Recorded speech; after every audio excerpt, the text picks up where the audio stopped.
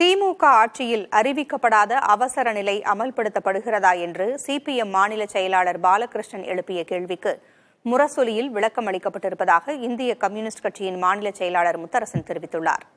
ராஜபாளையத்தில் புதிய தலைமுறைக்கு அளித்த பேட்டியில் அவர் இதனை கூறியுள்ளார். தோழர் பாலகிருஷ்ணன் பேசுகிற பொழுது ஆட்சியை பற்றி விமர்சனம் செய்து பேசியதற்கும், அது மாதிரி இங்கே